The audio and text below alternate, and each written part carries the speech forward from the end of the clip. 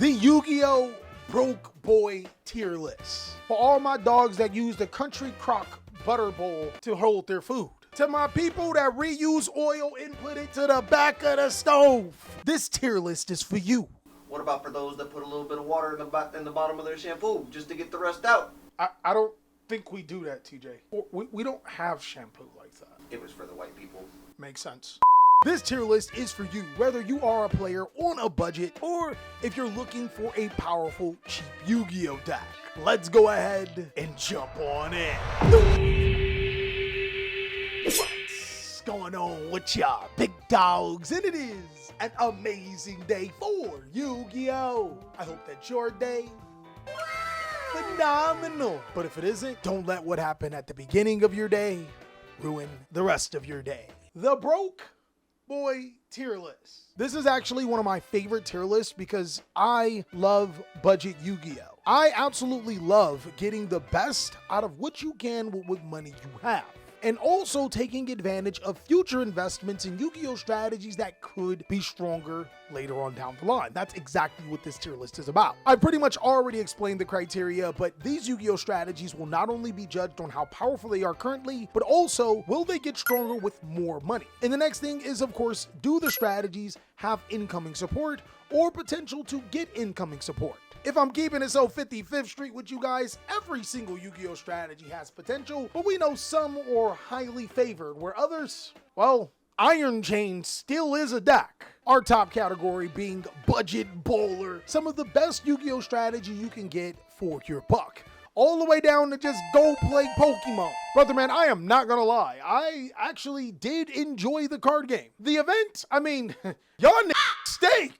But the card game, it was pretty cool. You can get a good budget Pokemon deck for about $30. And if you're somebody like me, you can just rob somebody like TJ for a top tier deck. I'll show you. This is my Alakazam deck. It cost me $17. TJ, can you believe it? It cost me $17 for this deck. It's pretty expensive too. I keep my room locked. How'd you get in? I got my ways. Of course, big dogs, as usual, if you think that I missed a particular strategy, or if you think I put a Yu-Gi-Oh! Strategy too high or too low, let me know down below in the comment section. But let's go ahead and start off with Dinomorphia. Dinomorphia is the king when going first, but I have my reservations when this deck goes second. For context, a really big thing that I do want to tell you guys is that I tried not to include Yu-Gi-Oh! Strategies that we talked about on the meta tier list, but decks like Yummy and Draco are decently cheap. Those would be budget baller Yu-Gi-Oh! Decks, but I didn't want to bore you with all that info. But what does this mean about Dinomorphia? Well, those decks are ultra fast going first. Dinomorphia actually can't keep up with that type of Yu-Gi-Oh! I would say right now it would be hard to justify. It's not necessarily that Dinomorphia is a bad Yu-Gi-Oh! Deck, is that Yu-Gi-Oh! Is in a weird spot where things are really fast. I believe once things slow down, which they more than likely will, Dinomorphia will return to being a really good Yu-Gi-Oh! Deck. And to be honest, the entire strategy cost about $5, so even if you don't do too well, you spent $5. You could buy 2 Dinomorphia decks or this Alakazam. That was where most of the $17 went. Don't worry, the only reason why I got it is because TJ had this Alakazam in the deck, and I wanted actual nice ones. Next is going to be Heroes, and man, oftentimes when I talk about Heroes, it's a cause for concern, because if we're being honest, people love Heroes. Look man, I like All Might. I like Deku. I like that one dude that uses his eyes when he don't blink, he take away your powers. Eraserhead, that's his name. But I don't think that them in this current Yu-Gi-Oh! Game could save this deck. I think there's a J. Cole line, don't save her, she don't want to be saved, and Heroes definitely don't want to be saved. Go play Pokemon. Now I will admit, there are some new hero cards on the horizon that are coming out. And when they do, I think it will help transform Heroes. But as of right now, the deck is just so bad. You guys have been trying to end on the same end board for 10 years, brother. It's not working. Pack it up. But I want my Nibiru token. Oh, that end board. But moving forward, we got Brigade. Look, man, I don't think it's a good idea to ever go against the BBWs. They're soft. They're sweet. Oh, which BBWs are we talking about? Oh, yeah. Beast, Warrior, Wing Beast. Those aren't soft and sweet. But anyways, Brigade right now, I would say is a terrible Yu-Gi-Oh! Deck. Well, not like terrible, but definitely go play Pokemon status. But if there's anything that I know about Konami in branded support, never sleep on the branded decks. Brigade has the most potential to go from a bust to boom Yu-Gi-Oh deck because it simply allows you to cheat out links by banishing cards in your graveyard. The deck is really cheap, and while I think the gameplay right now is go play Pokemon status, I think that the overall strategy is potential investment. At very worst case, those Brigade cards will be applicable for other Yu-Gi-Oh strategies like branded. But now we move on to Black Rose. Black Rose topped the regional, and I thought that this deck was good because I know the person that topped the regional. Brother man, hear me out. He's not a bad player. He's actually a good guy. But for the longest, this man was trying to play a Shizu horse because it fit the theme. That made me think that this deck is a lot stronger than what it is. And I don't think that the deck is bad. I think it has a lot of Genesis potential. I think it even has a lot of right now in this meta potential. I will 100% put it in potential investment. DDD is so much worth the reward if you guys actually put in the work. You guys gotta hear me out as a DDD enthusiast. No Diddy. There's 3 Ds in Diddy. Holy shit. This deck has some real potential and is a really fun deck to play. I think that it's a potential investment because Konami knows that certain Yu-Gi-Oh! Anime-based Yu-Gi-Oh! Strategies will always make people go crazy over their support. DDD just so happens to be one of them, and it's actually doing pretty well in the competitive circuit. Next is Blackwing. Ah, yes. This came out in the legendary 5Ds deck and got no support. None. Nada. Why Black Rose and Akiza is eating real good, and Yusei got some new junk cards to mess with, my homie Crow got nothing. I think that Blackwings are in a hard to justify category. Blackwing is a deck that is consistent of multiple 2-card combos and needing specific cards to be able to pop off. When it does pop off and you don't get hand trapped to death, you probably win the game. It also benefits that Blackwing can do really cool things like the King Kali Yuga lock. But if you know me, you know that I think that those gimmicky locks are not a sure path to be one of the better decks in the game. Now, I am pretty excited for the new Blackwing support to finally get announced and come out. We're waiting for that at that point in time, so I'm not 100% sure if I'm confident on it happening anytime soon. Doesn't really have any relevance, but Artmage is... Hey man, that deck's solid. One huge thing that I consider when I make this tier list is, can these decks be viable in Genesis? Because a lot of times, while the deck may not be amazing in the TCG, if it can actually translate to Genesis, it's like killing 2 birds with 1 stone. You get a Yu-Gi-Oh deck that can help you compete in modern Yu-Gi-Oh, but then you also get a deck that double backs as a solid Genesis deck, and that's what boosts Artmage's reputation here. I think Artmage is actually a good price Yu-Gi-Oh deck with a ton of potential. Keep in mind, it's part of that Albaz lore style set. There is potential for this strategy to be really good. Just like there's always potential for you to get the Raven Wing sleeves, my boy. Raven Wing version 4 is easily the best sleeves in the universe. And the best thing about it is that I even have them for my Pokemon. I'm here to talk about your cards extended warranty. Make sure you get them standard sizes. DJ, I just said we have Pokemon sizes. That's what I'm playing my Alakazam in. Make sure you get your standard sizes, yeah. Because in the next 100,000 miles, your cards transmission not gonna work. Hey, yo! Big dogs, make sure you're getting your car's oil changed, the transmission flushed, and of course, your windshield wiper fluid. Go to TheCaliEffect.com and purchase your sleeves today for both Yu-Gi-Oh! And Standard.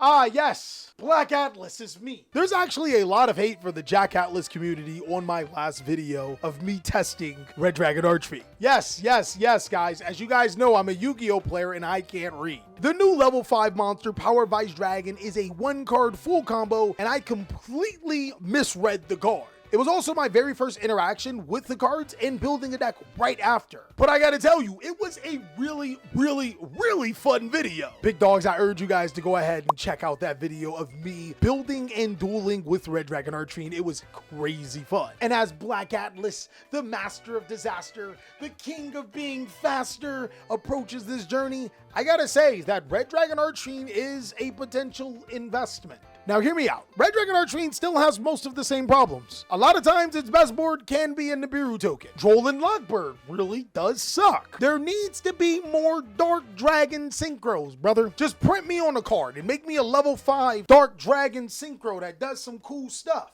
The Resonator monsters are all tuners. That's a problem. But the new support has definitely made the deck amazing with its one-card combo interactions. I talked about Power Vice Dragon being a whole one-card combo, but it would be a disservice not to talk about the new Fiend Peace Golem monster, or even the Crimson King Synchro monster allowing you to summon Red Dragon Archfiend. I think there's a lot of opportunity with this deck, especially since all of the cards are really cheap. Fire King has proven itself to be one of the best decks in Yu-Gi-Oh! And I think it's one of the best baller budget decks. Keep in mind, I did say that Yummy and Draco Tail are also decently cheap. This strategy is a solid counter against those Yu-Gi-Oh! Strategies because of cards like Jirak Astro allowing you to be able to blow up your opponent's entire board. One of the biggest problems with this deck can be consistency, but overall, Fire Kings are easily one of my favorite decks in Yu-Gi-Oh! Also, despite Blue Eyes not having enough representation in Top Cut, it's another one of the best baller budget Yu-Gi-Oh! Decks. Both of these Yu-Gi-Oh! Strategies were structure decks, and they're really strong. Of course, you need to add a couple of cards on top to make them viable, but both of them provide an almost ready-made way to be able to compete, especially if you can afford the Dominus cards too. Now, another thing that I do want to talk to you guys about is those 5D structure decks. Before we get into them, a huge thing that has happened for us is that the Molcharmy cards have been reprinted. This allows you to be able to turn up the heat, not only when it comes to building Yu-Gi-Oh! Decks, but also on your stove so we can finally get something cooked. Branded kind of gets stronger because it is a board breaker style Yu-Gi-Oh! Deck that benefits from the Charmies. I think it's a really good priced Yu-Gi-Oh! Deck. The new Ecclesia Synchro monster is insane and actually introduces a way for this deck to step away from being just a fusion branded deck. I've seen someone get really ridiculous with Tenpai Dragon. They're still going second, but you gotta hear me out. Heavy polymerization can let them fusion summon with Lunalight cards. Brother, you're not thinking! Resolving a heavy polymerization gets them one of their Lunalight monsters. The Lunalight monster can check the board. Then you Tenpai Dragon OTK. Look, man, I'm not saying that this is the most amazing thing in the world. I'm saying that it might have some legs, big dog. I'm gonna put it in potential investment. Obviously, heavy polymerization is not a cheap Yu-Gi-Oh card, and it's the reason why we didn't talk about Lunalight being in this. But heavy polymerization is not needed for this Yu-Gi-Oh deck. You can play a Dragon Ruler variant that summons Arc Lord Christia, or you can just play a Sky Striker variant that goes second in OTKs. RB has been seeing some action, and I think it got a couple of tops. One is a Sky Striker RB, the other one is a Pure. I still would personally say that this is hard to justify. And what really hurts is that RB had so much potential in the first wave, I think it completely dropped the ball on the second wave. With the deck starting to pop up a little bit more, I will give the strategy more thorough testing, and I'll give you my results if they actually come out favorable. Swordsoul is getting new support, just not the support that we really need. Swordsoul is, brother, man. The new support for Swordsoul does help the deck, but for right now, literally not a playable deck, and wouldn't be anywhere near playable until that new support comes out. Now, Solfachord is going to go into good price Yu-Gi-Oh deck. It's mainly because the Solfachord cards are really cheap, but mainly because I consider Solfachord one of the best engines. What TJ has been messing around with is a Solfachord Melodious deck, and the deck has been knocking my socks off. I think he's cheating, but that's pretty standard for TJ. Maybe I should just sit down and read the Solfachord and Melodious cards. Overall, though, this Solfachord Archon also stands for Melodious. I think that it can be a really good price budget Yu-Gi-Oh deck. DoomZ is getting more support. I'm just not sure if an XE deck that's based on equip cards will ever be good. I'm gonna put it in hard to justify right now. It's a little better than play Pokemon, but I can't give it the full advance. Now, Dogmatika as a Yu-Gi-Oh strategy. I think the new Dogmatika monster is insane. She's crazy strong. The Fallen and the Virtuous is also ridiculously insane. Keep in mind, that's a Dogmatika card, guys. I still don't think that the deck is good enough as a pure deck, though I do think it's a solid engine that should be considered. Psychics, my boy, yeah. Punk Psychic, in my opinion, is one of the better decks that are really slept on. It makes some incredibly solid combos that can ride on Jirishin, which can wipe boards, and Psychic and Punisher to be able to close out games quickly. I actually think that this deck is a really solid potential investment Yu-Gi-Oh deck. Mainly because these Psychic cards are ridiculously cheap, and even the Punk cards that you would get, that is actually so solid for so many other different things. Rescue Ace got new support, and Rescue Ace reminds me of firefighters running into a building, but it's not on fire. It's on water. I don't even know what to do with that, but imagine a building, instead of it being on fire, on water. Just food for thought. Something silly for you to think about. Memento is one of the best decks in the game, guys. I'm just gonna put it in budget bowler.